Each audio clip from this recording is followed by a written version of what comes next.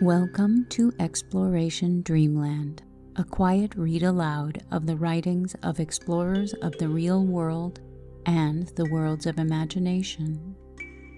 Drop anchor, relax into your comfortable bunk, and drift off to Dreamland with us as we read Storm Over Warlock by Andre Norton. If you would like to stay in touch between episodes, you can follow us on Instagram and Twitter at Exploration Dreamland. If you would like to recommend a text, please email us at explorationdreamland, all one word, @gmail.com. The first season of this podcast is dedicated to the memory of my friend, Ed Sears. He was a runner, coach, science enthusiast, and science fiction aficionado who was often gently encouraging of my crazy ideas. Now, take a deep breath in, and as you exhale, relax any tension in your muscles. Close your eyes. Snuggle into your sleeping space and listen to tonight's tale. Storm Over Warlock by Andre Norton, originally published in 1960. Chapter 15, Dragon Slayer. Sheer defiance, not only of the beast he fronted, but of the wyverns as well, brought that old rallying cry to his lips, the call used on the dumps of Tyre to summon gang aid against outsiders. Forktail had crouched again for a spring, but that throat-crackling blast appeared to startle it. Shan, blade ready, took a dancing step to the right. The thing was scaled, perhaps as well armored against frontal attack as was the shell creature he had fought with the aid of the wolverines. He wished he had the Terran animals now, with Taggy and his mate to tease and feint about the monster as they had done with the Throghound, for he would have a better chance, if only the animals were here. Those eyes, red pitted eyes in a gargoyle head following his every movement. Perhaps those were the only vulnerable points. Muscles tensed beneath that scaled hide. The Terran readied himself for a sidewise leap, his knife hand raised to rake at those eyes.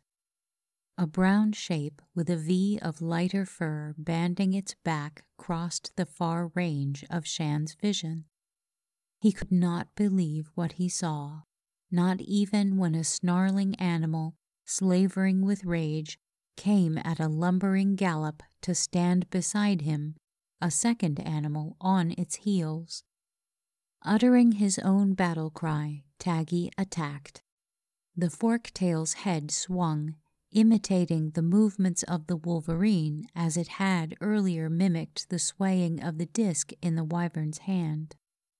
Togi came in from the other side.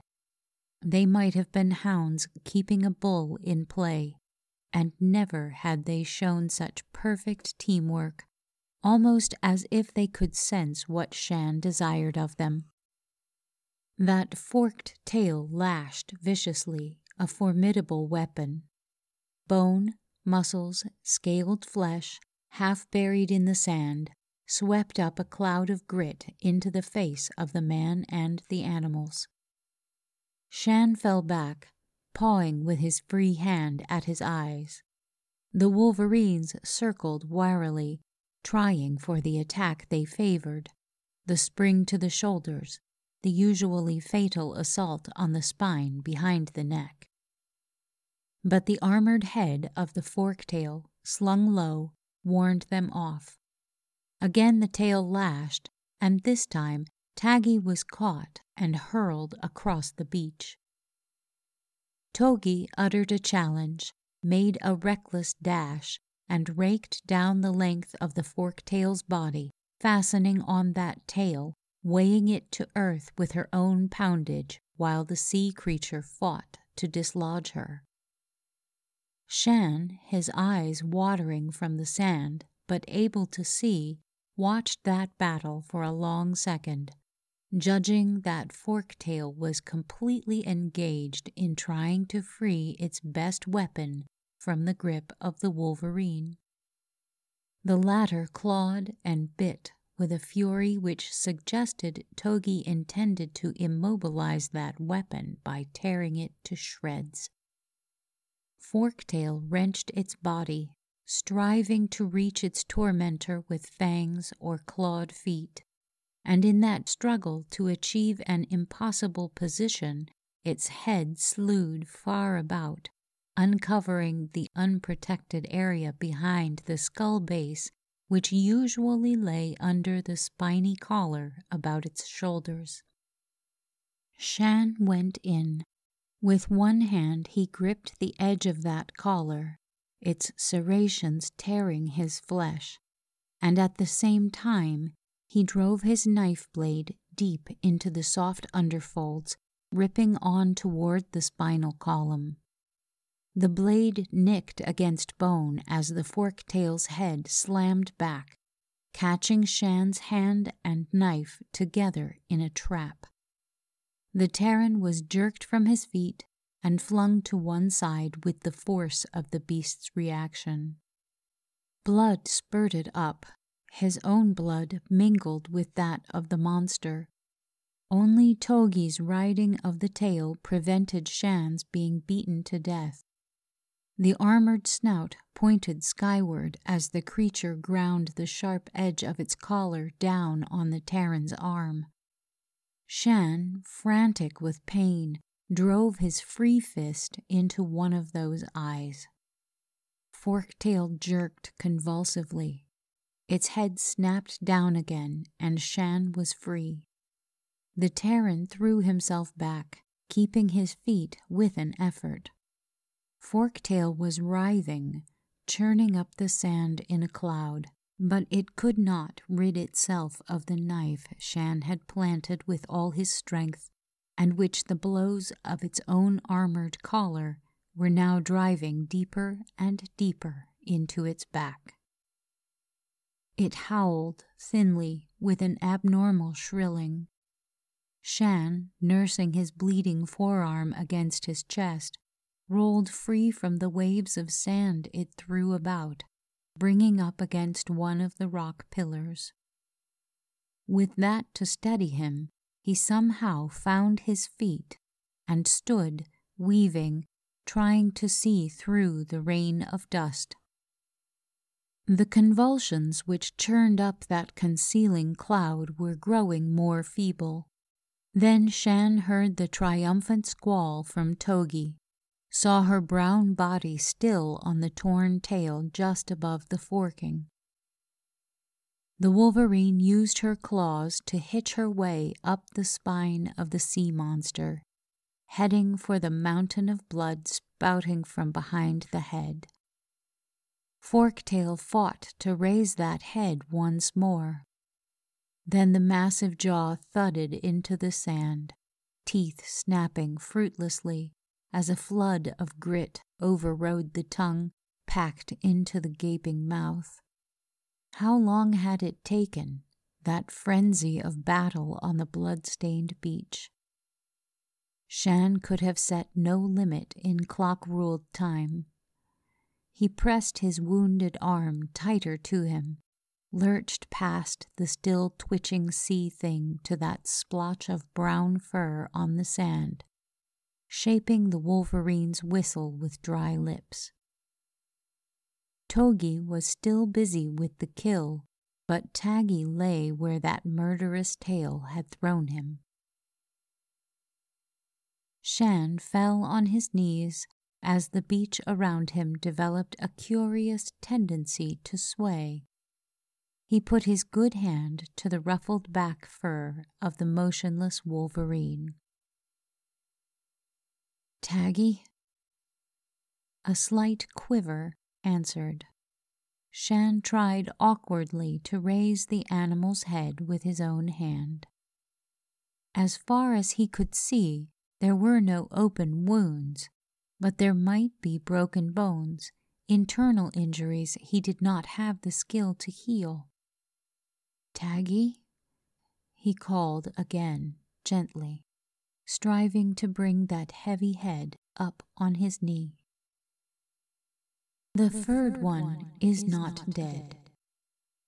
For a moment, Shan was not aware that those words had formed in his mind, had not been heard by his ears.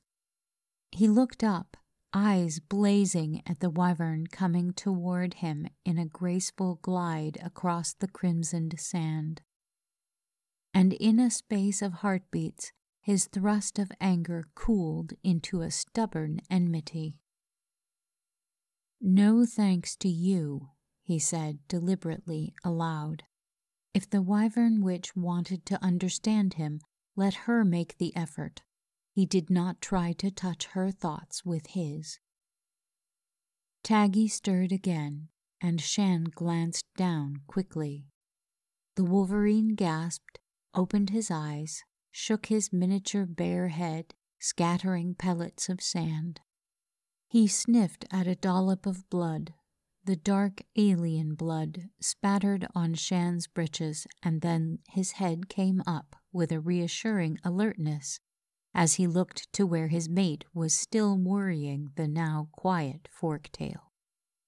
With an effort, Taggy got to his feet, Shan aiding him. The man ran his hand down over ribs, seeking any broken bones. Taggy growled a warning once when that examination brought pain in its wake, but Shan could detect no real damage.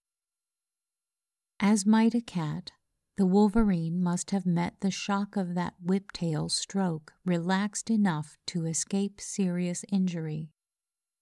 Taggy had been knocked out, but now he was able to navigate again. He pulled free from Shan's grip, lumbering across the sand to the kill. Someone else was crossing that strip of beach. Passing the wyvern as if he did not see them, Torvald came directly to Shan. A few seconds later, he had the torn arm stretched across his own bent knee, examining the still bleeding hurt. "That's a nasty one," he commented. Shan heard the words, and they made sense, but the instability of his surroundings was increasing, while Torvald's handling sent sharp stabs of pain up his arm, and somehow into his head, where they ended in red bursts to cloud his sight. Out of the reddish mist which had fogged most of the landscape there emerged a single object, a round white disk, and in Shan's clouded mind a well-rooted apprehension stirred. He struck out with his one hand, and through luck connected. The disk flew out of sight. His vision cleared enough so he could sight the wyvern who had been leaning over Torvald's shoulder, centering her weird weapon on him. Making a great effort, Shan got out the words which he also shaped in his mind as he said them aloud. "You're not taking me over again." There was no emotion to be read on that jewel-banded face or in her unblinking eyes. He caught at Torvald, determined to get across his warning. "Don't let them use those discs on us." "I'll do my best." Only the haze had taken Torvald again. Did one of the wyverns have a disc focused on them? Were they being pulled into one of those blank periods to awaken as prisoners once more, say, in the cavern of the Vale? The Terran fought with every ounce of willpower to escape unconsciousness, but he failed. This time he did not awaken half drowning in an underground stream or facing a green mist. and there was an ache in his arm which was somehow reassuring with the very insistence of pain. Before opening his eyes, his fingers crossed the smooth slick of a bandage there, went on to investigate by touch a sleep mat such as he had found in the cavern structure. Was he back in that web of rooms and corridors? Jeanne delayed opening his eyes until a kind of shame drove him to it. He first saw an oval opening almost the length of his body, as it was stretched only a foot or two below the sill of that window, and through its transparent surface came the golden light of the sun. No green mist, no crystals mocking the stars. The room in which he lay was small, with smooth walls, much like that in which he had been imprisoned on the island, and there were no other furnishings save the mat on which he rested. Over him was a light cover netted of fibers resembling yarn, with feathers knotted into it to provide a downy upper surface. His clothing was gone, but the single covering was too warm, and he pushed it away from his shoulders and chest as he wriggled up to see the view beyond the window. His torn arm came into full view. From wrist to elbow it was encased in an opaque skin sheath, unlike any bandage of his own world. Surely that had not come out of any survey aid pack. Jeanne gazed toward the window, but beyond lay only a reach of sky. Except for a lemon cloud or two ruffled high above the horizon, nothing broke that soft amber curtain. He might be quartered in a tower well above ground level, which did not match his former experience with Wyvern accommodations. Back with us again? Torvald, one hand lifting a door panel, came in. His ragged uniform was gone, and he wore only breeches of a sleek green material and his own scuffed and battered boots. Jeanne settled back on the mat. "Where are we?" "I think you might term this the capital city," Torvald answered. "In relation to the mainland, we're on an island well out to sea, westward." "How did we get here? That climb in the slab, the stream underground, had it been an interior river running under the bed of the sea?" But Jeanne was not prepared for the other's reply. "By wishing." "By what?" Torvald nodded, his expression serious. "They wished us here. Listen, Lante, when you jumped down to mix it with that fork-tailed thing, did you wish you had the wolverines with you?" Jeanne thought back. His memories of what had occurred before that battle were none too clear. But yes, he had wished Taggy and Togi present at that moment to distract the enraged beast. "You mean I wished them?" The whole idea was probably a part of the Wyvern jargon of dreaming, and he added, "Or did I just dream everything?" There was the bandage on his arm, the soreness under that bandage, but also there had been Logali's lash brand back in the cavern, which had bitten into his flesh with the pain of a real blow. "No, you weren't dreaming. You happened to be tuned in to one of those handy little gadgets our lady friends here use. And so tuned in, your desire for the wolverines being pretty powerful just then, they came." Jeanne grimaced. This was unbelievable. Yet there were his meetings with Logali and Trav. How could anyone rationally explain them? And how had he, in the beginning, been jumped from the top of the cliff on the island of his marooning into the midst of an underground flood without any conscious memory of an intermediate journey. "How does it work?" he asked simply. Torvald laughed. "You tell me.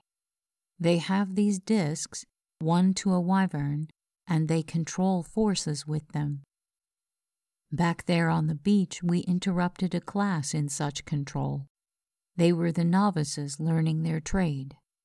We've stumbled on something here which can't be defined or understood by any of our previous standards of comparison.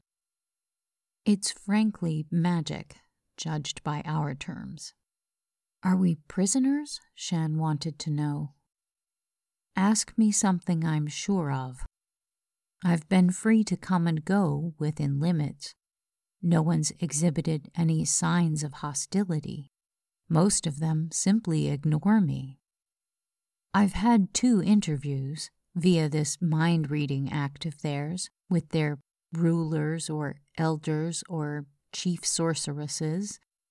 All 3 titles seem to apply. They ask questions.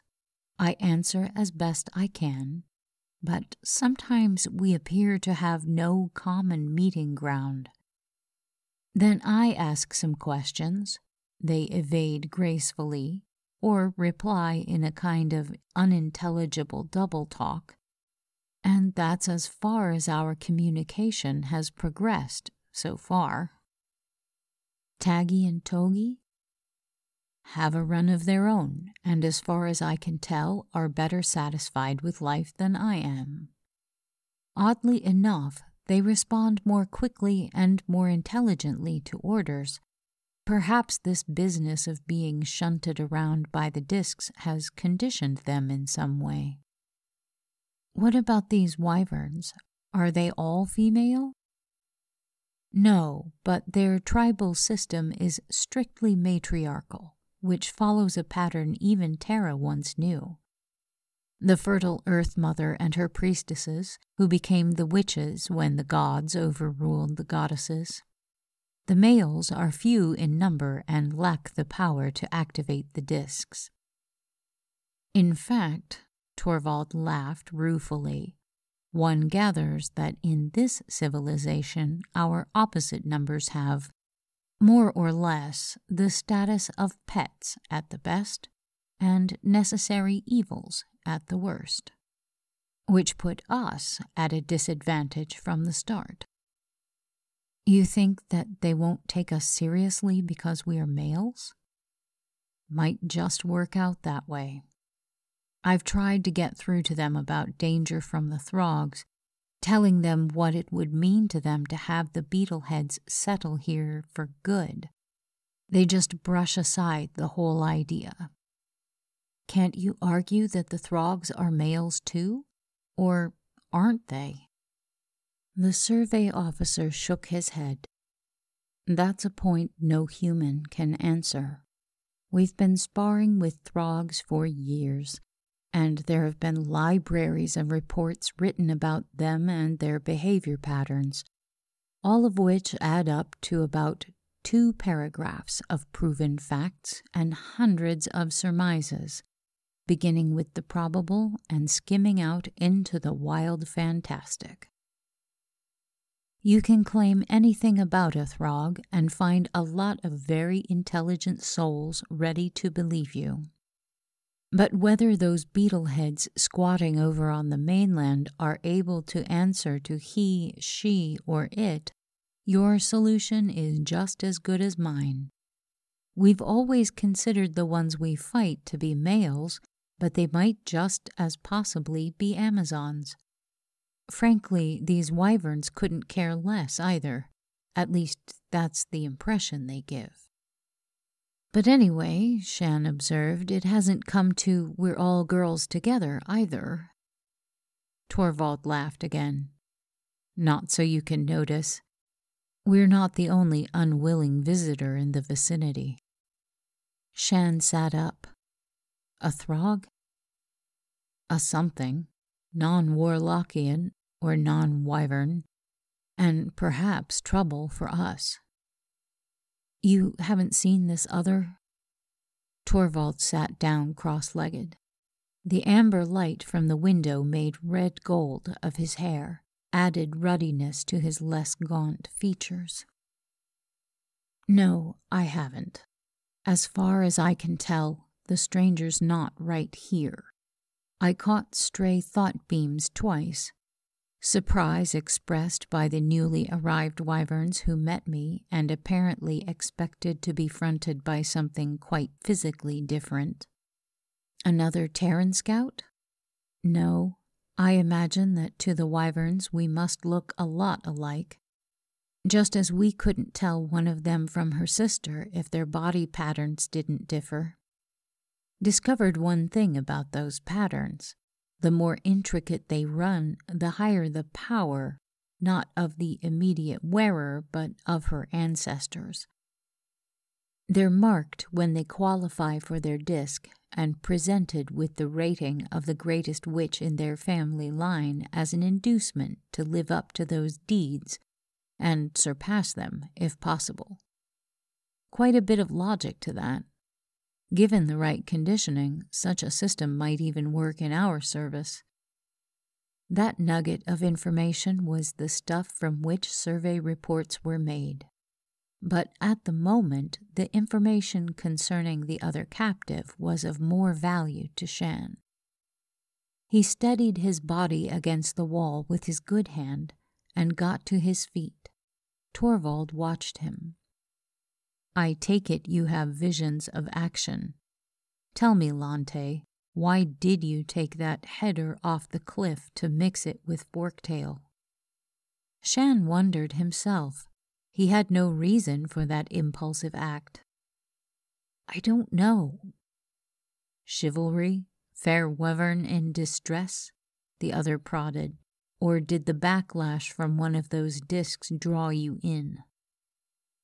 "I don't know." "And why did you use your knife instead of your stunner?" Shan was startled.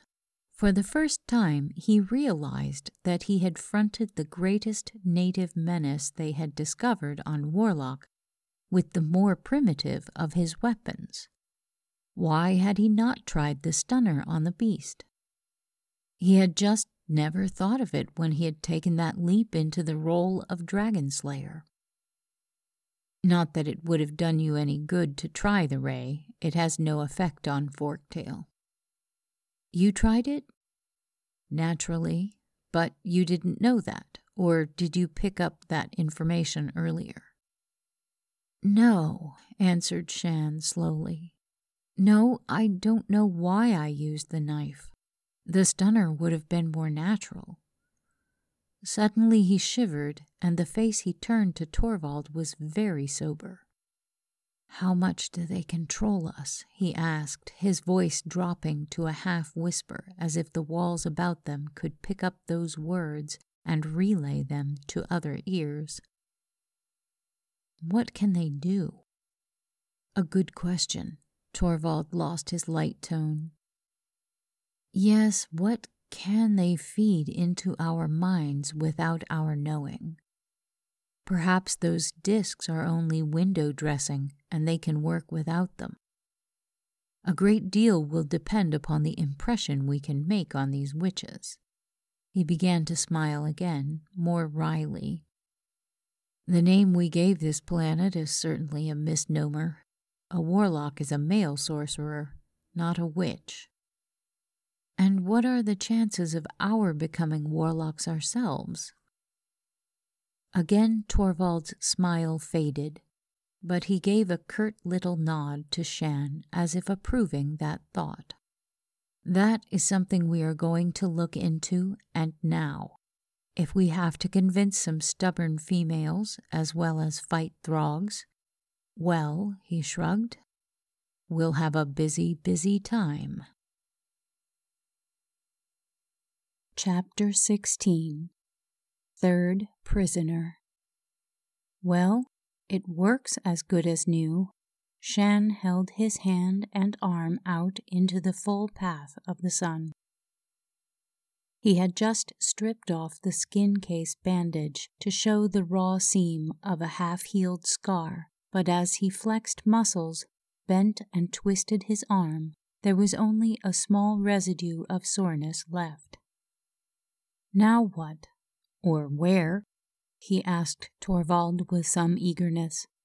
Several days' imprisonment in this room had made him impatient for the outer world again.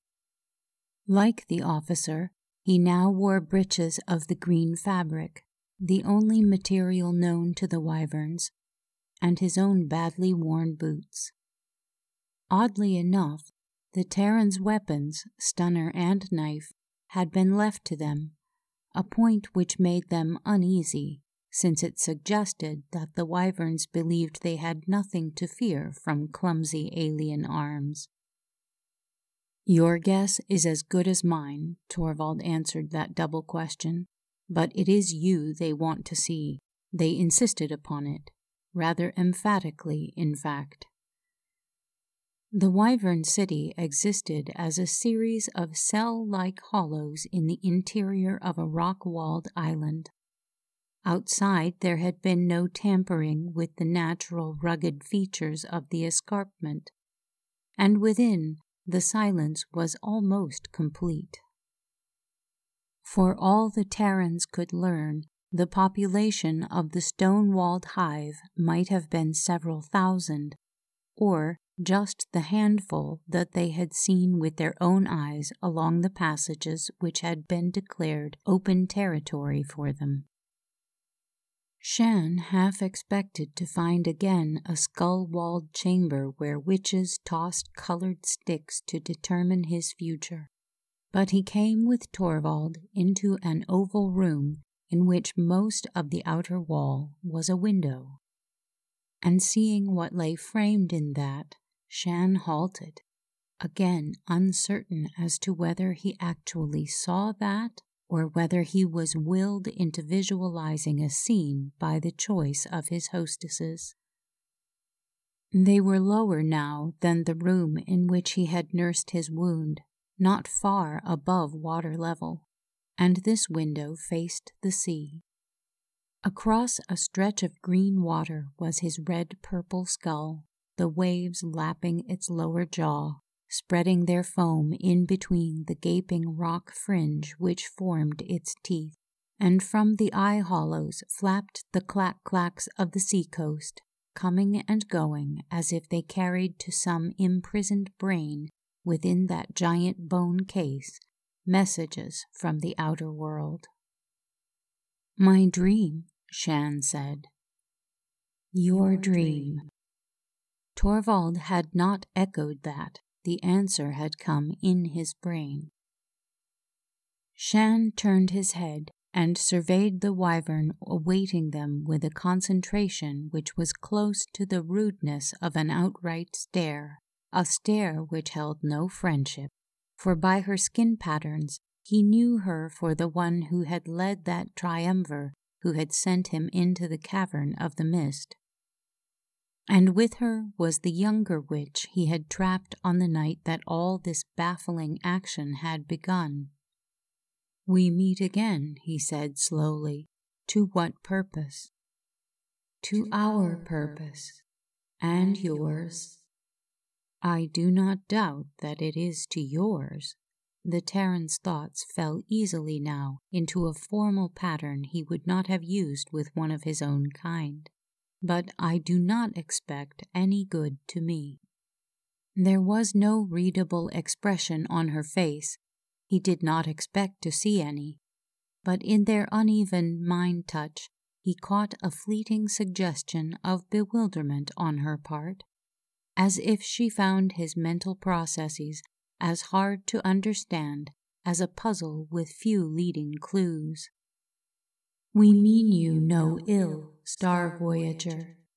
You are far more than we first thought you, for you have dreamed false and have known. Now dream true and know it also." "Yet," he challenged, "you would set me a task without my consent." "We have a task for you, but already it was set in the pattern of your true dreaming. And we do not set such patterns, Starman." That is done by the greatest power of all. Each lives within her appointed pattern from the first awakening to the final dream. So we do not ask of you any more than that which is already laid for your doing." She arose with that languid grace which was a part of their delicate jeweled bodies, and came to stand beside him, a child in size, making his Terran flesh and bones awkward, clod-like in contrast. She stretched out her 4-digit hand, her slender arm ringed with gemmed circles and bands, measuring it beside his own, bearing that livid scar. "We are different, Starman, yet still are we both dreamers, and dreams hold power. Your dreams brought you across the dark which lies between sun and distant sun. Our dreams carry us on even stranger roads, and yonder—" one of her fingers stiffened to a point indicating the skull. "There is another who dreams with power, a power which will destroy us all unless the pattern is broken speedily." And I must go to seek this dreamer? His vision of climbing through that nose-hole was to be realized then. "You go." Torvald stirred, and the wyvern turned her head to him. "Alone," she added, "for this is your dream only, as it has been from the beginning. There is for each his own dream, and another cannot walk through it to alter the pattern, even to save a life." Shan grinned crookedly, without humor. "It seems that I'm elected," he said as much to himself as to Torvald. "But what do I do with this other dreamer?" "What your pattern moves you to do, save that you do not slay him." "Throg!" Torvald started forward. "You can't just walk in on a Throg bare-handed and be bound by orders such as that." The wyvern must have caught the sense of that vocal protest, for her communication touched them both. "We cannot deal with that one as his mind is closed to us. Yet he is an elder among his kind, and his people have been searching land and sea for him since his air rider broke upon the rocks and he entered into hiding over there. Make your peace with him if you can, and also take him hence, for his dreams are not ours, and he brings confusion to the reachers when they retire to run the trails of seeking." "Must be an important Throg," Shan deduced. "They could have an officer of the Beetleheads under wraps over there. Could we use him to bargain with the rest?" Torvald's frown did not lighten. "We've never been able to establish any form of contact in the past, though our best qualified minds, reinforced by training, have tried."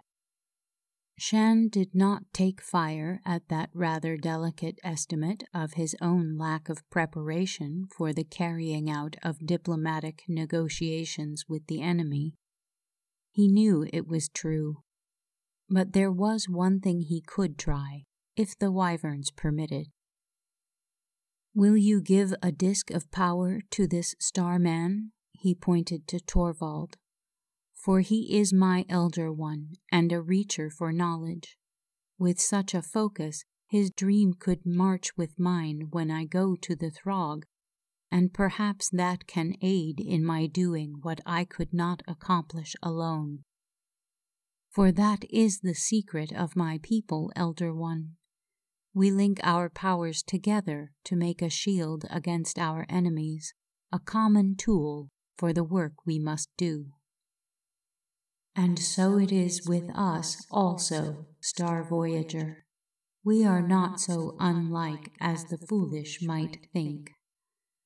We learned much of you while you both wandered in the place of false dreams.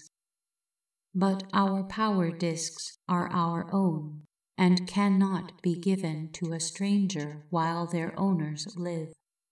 However, she turned again with an abruptness foreign to the usual wyvern manner, and faced the older Terran. The officer might have been obeying an unvoiced order, as he put out his hands and laid them palm to palm on those she held up to him, bending his head so gray eyes met golden ones. The web of communication which held all three of them snapped. Torvald and the wyvern were linked in a tight circuit which excluded Shan. Then the latter became conscious of movement beside him. The younger wyvern had joined him to watch the clack-clacks in their circling of the bare dome of the Skull Island. "Why do they fly so?" Shan asked her. "Within they nest, care for their young. Also, they hunt the rock creatures that swarm in the lower darkness." The rock creatures? If the skull's interior was infested by some other native fauna, he wanted to know it. By some method of her own, the young wyvern conveyed a strong impression of revulsion, which was her personal reaction to the rock creatures. "Yet you imprisoned the throg there," he remarked. "Not so." Her denial was instantaneous and vehement. "The other worlder fled into that place in spite of our calling. There he stays in hiding. Once we drew him out to the sea, but he broke the power and fled inside again." Broke free, Shan pounced upon that, from disk control. "But surely," her reply held something of wonder. "Why do you ask, Star Voyager?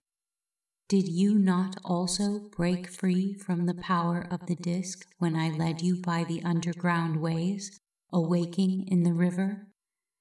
Do you then rate this other one as less than your own breed, that you think him incapable of the same action?" "Of throgs I know as much as this." He held up his hand, measuring off a fraction of space between thumb and forefinger. "Yet you knew them before you came to this world." "My people have known them for long. We have met and fought many times among the stars." "And never have you talked mind to mind?" "Never. We have sought for that, but there has been no communication between us, neither of mind nor of voice." "This one you name Throg is truly not as you," she assented. "And we are not as you, being alien and female. Yet, Starman, you and I have shared a dream." Shan stared at her, startled, not so much by what she said as the human shading of those words in his mind. Or had that also been illusion? "In the veil, that creature which came to you on wings when you remembered that. A good dream, though it came out of the past and so was false in the present. But I have gathered it into my own store. Such a fine dream, one that you have cherished." Trav was to be cherished, he agreed soberly. "I found her in a broken sleep cage at a spaceport when I was a child. We were both cold and hungry, alone and hurt. So I stole, and was glad that I stole Trav. For a little space, we were both very happy." Forcibly he stifled the memory. So, though we are unlike in body and in mind, yet we find beauty together if only in a dream. Therefore, between your people and mine, there can be a common speech. And I may show you my dream store for your enjoyment, Star Voyager.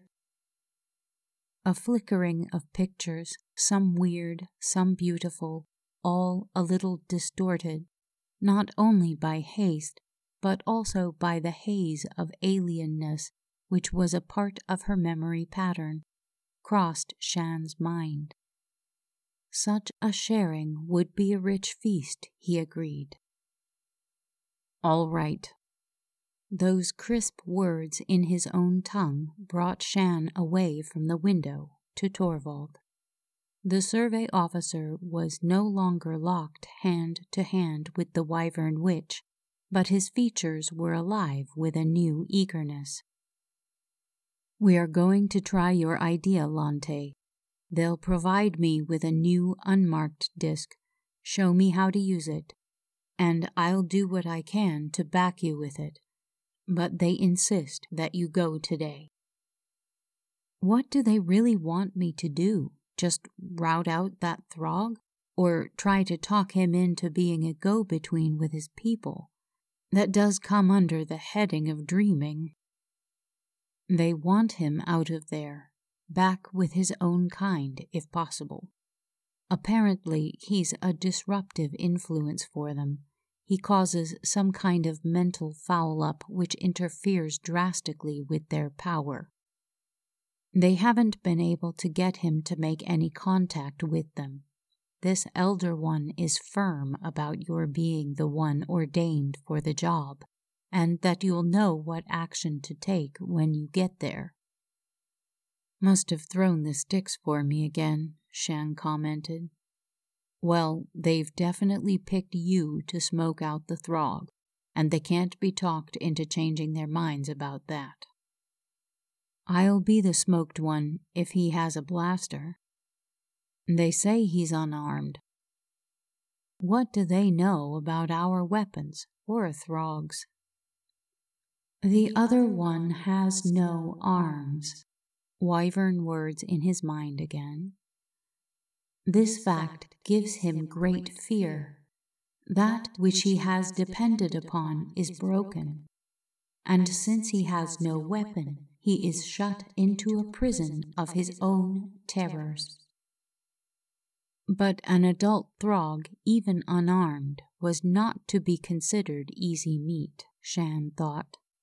Armored with horny skin, armed with claws and those crushing mandibles of the beetle mouth, a third again as tall as he himself was.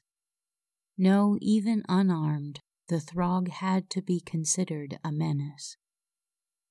Shan was still thinking along that line as he splashed through the surf which broke about the lower jaw of the Skull Island, climbed up one of the pointed rocks which masqueraded as a tooth, and reached for a higher hold to lead him to the nose slit, the gateway to the alien's hiding place. The clack-clacks screamed and dived about him, highly resentful of his intrusion, and when they grew so bold as to buffet him with their wings, threaten him with their tearing beaks, he was glad to reach the broken rock edging his chosen door and duck inside. Once there, Shan looked back. There was no sighting the cliff window where Torvald stood, nor was he aware in any way of mental contact with the survey officer. Their hope of such a linkage might be futile. Shan was reluctant to venture farther. His eyes had sufficiently adjusted to the limited supply of light, and now the Terran brought out the one aid the Wyverns had granted him, a green crystal such as those which had played the role of stars on the cavern roof.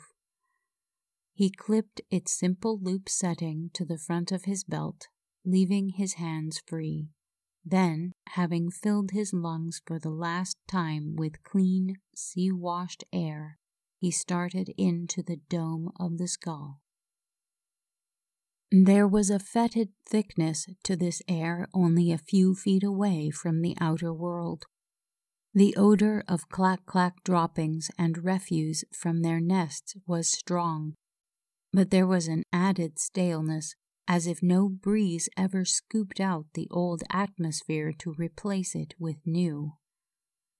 Fragile bones crunched under Shan's boots, but as he drew away from the entrance, the pale glow of the crystal increased its radiance, emitting a light not unlike that of the phosphorescent bushes, so that he was not swallowed up by the dark. The cave behind the nose-hole narrowed quickly into a cleft, a narrow cleft which pierced into the bowl of the skull. Shan proceeded with caution, pausing every few steps. There came a murmur rising now and again to a shriek, issuing, he guessed, from the clack-clack rookery above. And the pound of sea waves was also a vibration carrying through the rock. He was listening for something else, at the same time testing the ill-smelling air for that betraying muskiness which spelled throg. When a twist in the narrow passage cut off the splotch of daylight, Shan drew his stunner. The strongest bolt from that could not jolt a throg into complete paralysis, but it would slow up any attack. Red, pinpoints of red, were edging a break in the rock wall. They were gone in a flash. Eyes, perhaps of the rock dwellers which the wyverns hated. More red dots farther ahead. Shan listened for a sound he could identify, but smell came before sound. That trace of effluvia which in force could sicken a Terran was his guide. The cleft ended in a space to which the limited gleam of the crystal could not provide a far wall, but that faint light did show him his quarry. The throg was not on his feet ready for trouble, but hunched close to the wall, and the alien did not move at Shan's coming. Did the beetle-head sight him? Shan wondered. He moved cautiously, and the round head, with its bulbous eyes, turned a fraction. The mandibles about the ugly mouth opening quivered. Yes, the throg could see him. But still the alien made no move to rise out of his crouch, to come at the Terran. Then Shan saw the fall of rock, the stone which pinned a double-kneed leg to the floor. And in a circle about the prisoner were the small, crushed, furred things which had come to prey on the helpless, to be slain themselves by the well-aimed stones which were the throg's only weapons of defense. Shan sheathed his stunner. It was plain the throg was helpless and could not reach him. He tried to concentrate mentally on a picture of the scene before him, hoping that Torvald or one of the wyverns could pick it up. There was no answer, no direction. Choice of action remained solely his. The Terran made the oldest friendly gesture of his kind, his empty hands held up, palm out. There was no answering move from the throg. Neither of the other's upper limbs stirred, their claws still gripping the small rocks in readiness for throwing. All Shan's knowledge of the alien's history argued against an unarmed advance. The throg's marksmanship, as borne out by the circle of small bodies, was excellent, and one of those rocks might well thud against his own head with fatal result. Yet he had been sent there to get the throg free and out of wyvern territory. So rank was the beetle smell of the other that Shan coughed. What he needed now was the aid of the wolverines, a diversion to keep the alien busy. But this time there was no disc working to produce Taggy and Togi out of thin air, and he could not continue to just stand there staring at the throg. There remained the stunner. Life on the dumps tended to make a man a fast draw, a matter of survival for the fastest and most accurate marksman. And now one of Shan's hands swept down with a speed which, learned early, was never really to be forgotten. He had the rod out and was spraying on tight beam straight at the throg's head before the first stone struck his shoulder and his weapon fell from a numbed hand. But a second stone tumbled out of the throg's claw. The alien tried to reach for it, his movements slow, uncertain. Shan, his arm dangling, went in fast, bracing his good shoulder against the boulder which pinned the throg. The alien aimed a blow at the Terran's head, but again so slowly Shan had no difficulty in evading it. The boulder gave, rolled, and Shan cleared out of range, back to the opening of the cleft, pausing only to scoop up his stunner. For a long moment the throg made no move. His dazed wits must have been working at very slow speed.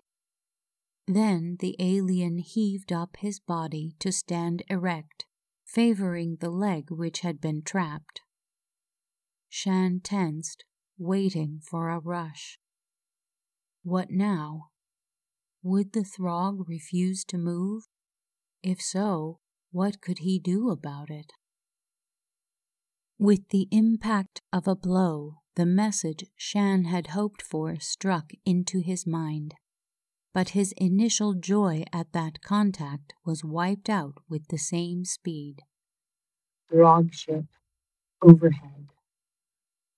The throg stood away from the wall, limped out, heading for Shan, or perhaps only the cleft in which he stood. Swinging the stunner awkwardly in his left hand, the Terran retreated, mentally trying to contact Torvald once more. There was no answer. He was well up into the cleft, moving crabwise, unwilling to turn his back on the throg. The alien was coming as steadily as his injured limb would allow, trying for the exit to the outer world. A throg ship overhead. Had the castaway somehow managed to call his own kind? And what if he, Shan Lante, were to be trapped between the alien and a landing party from the flyer? He did not expect any assistance from the wyverns, and what could Torvald possibly do? From behind him, at the entrance of the nose slit, he heard a sound which was neither the scolding of a clack-clack nor the eternal growl of the sea.